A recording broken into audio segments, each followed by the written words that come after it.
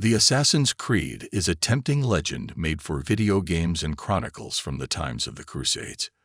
But did a secretive order of assassins once covertly control the Middle East? In 1167 AD, Benjamin of Tudela, a Spanish rabbi, visited Syria on a 13-year journey through the Middle East and Asia.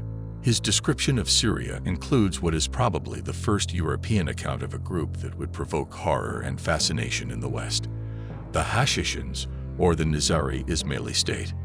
Benjamin described a warlike sect, hidden away in mountain fortresses and obeying a mysterious leader known as the Old Man of the Mountain. Over the next 2 centuries, returning crusaders and travelers, such as Marco Polo, brought back their own stories, adding sensational new details to the legend of the assassins. It was said that they were experts in the craft of murder, trained from childhood to use stealth and deceit, and that they were so devoted to their leader that they would sacrifice their lives for his slightest whim. It was a myth propagated by travelers that their fanatical determination was the result of intoxicating drugs or a brainwashing process in which recruits were kept in a paradise garden stocked with fine food and beautiful women, which is the basis for the term Hashashins, named after hashish, the most common drug in the Middle East.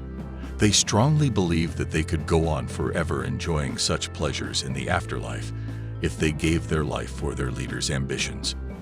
The Nizari's origins go back to the first schism in Islam in 632, when an argument over who should succeed the Prophet Muhammad as imam, or leader, split the Muslim community into Shiites and Sunnis.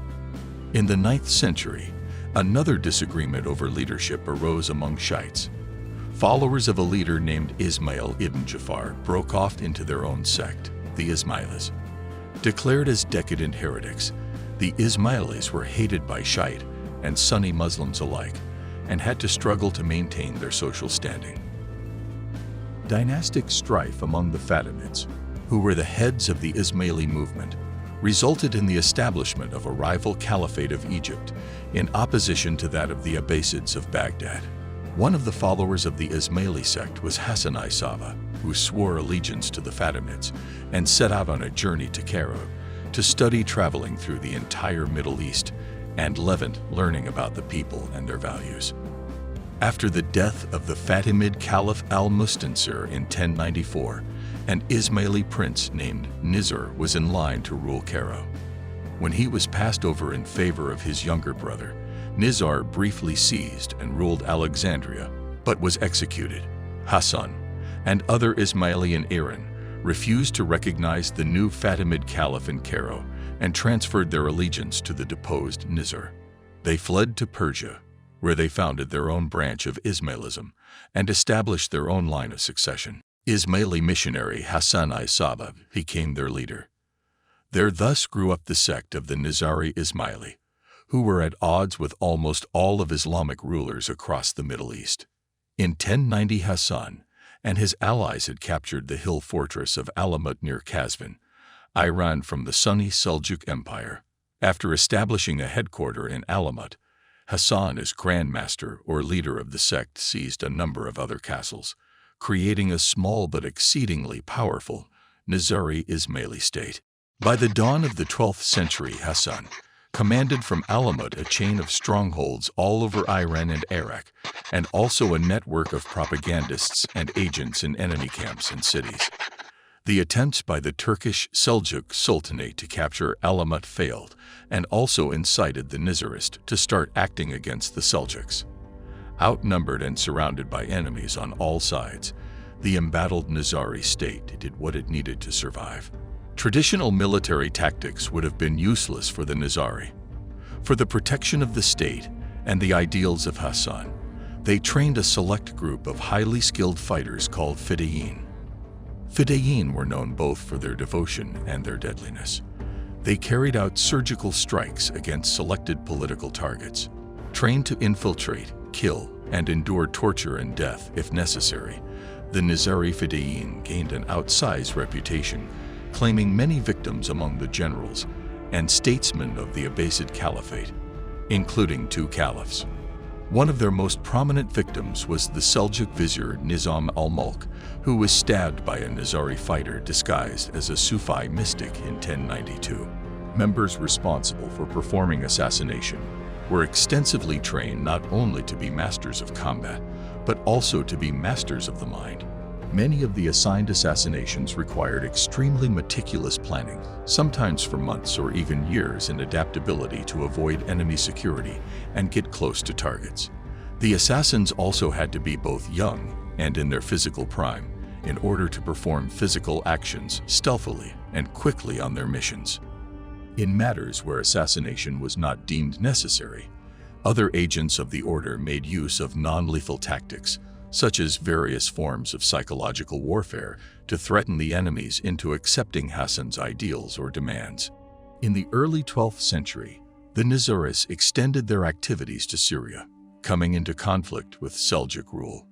The Nizaris waged a stealth campaign, dispatching fidayeen to infiltrate the households of prominent enemy figures and kill them. After a period of preparation, the Nizaris seized a group of castles in the Al-Ansariya mountains, the most important of which was Masyaf. From this fortress, the Syrian Grand Master, the legendary Rashid al-Din al-Sanan, ruled a secondary Nizari state based in Syria. He led the Nizaris for nearly 30 years at the height of their power. Rashid and his successor chiefs were known as the Sheikh al-Jabal, or the Mountain Chiefs in Arabic, which was mistranslated by the Crusaders as the mythical Old Man of the Mountain. The agents of the order would prove to be one of the biggest threats to the Christian armies that began invading in 1095, marking the beginning of the First Crusade. The assassins often were deployed in eliminating crusade leaders and other important figures, and were also often successful. Conrad of Montferrat was assassinated by Nizaris days before he was to be crowned king of the Crusader Kingdom of Jerusalem in 1192. When Hassan I-Saba fell ill and died in 1124, he had lived 90 years, which was an exceptionally long life for a man in the medieval ages. Following the death of their founder, the Nizaris were troubled by a struggle for power in the successors, leading to internal strife and conflict. Nevertheless, no Islamic figure in the Middle East in the medieval era had as much influence as Hassan had, and as a result, the power and influence of the Nizari states started to wane.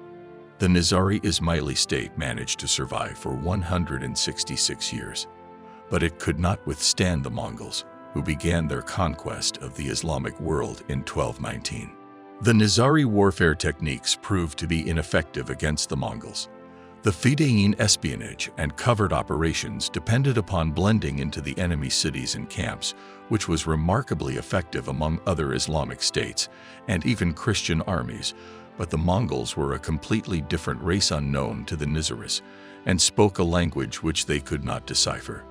The Nizari states had to resign to fighting conventional battles against the Mongol hordes, and while they were able to hold them off for over a decade, the Mongols pushed the Nizaris out fortress after fortress. These attacks were devastating against the Nizari. The Nizari were suddenly in dire straits, clinging to what little territory and strength they had left. Nizari power came to an end as the Mongols under Huleg captured Nizari castles in Iran, one by one, until in 1256 Alamut itself fell, and the Nizari leader, Imam Rukn al-Din Kershaw, was publicly executed. Finally, in the face of the loss of all of their strongholds, the surviving Nizaris fled.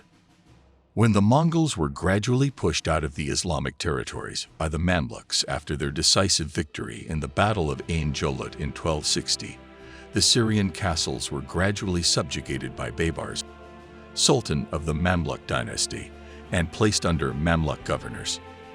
The Nizari were able to briefly recapture Alamut, taking advantage of Mamluk victories against the Mongols in 1275. By then, the group was a shadow of its former self, and not strong enough to return to past former glories. It is around this time that the state was thought to have disbanded. No official records exist from here on, though it was rumored that many surviving Nizaris became mercenaries. Almost a millennium after the Nizari state fell, the Ismaili religious sect continues to endure public scrutiny. The Ismailis account for the second largest Shia Muslim community, and the Nizaris represent the major branch of the Ismailis. The Nizari Ismailis are today scattered as religious minorities in some 30 countries of Asia, the Middle East, Africa, Europe, and North America. Stay tuned to find out more about the secret societies controlling the world throughout history. Separating myth and legend from history. This is Time Capsule. Please like, subscribe, and turn on the notifications so you don't miss out. Thank you for watching. See you again next time on Time Capsule.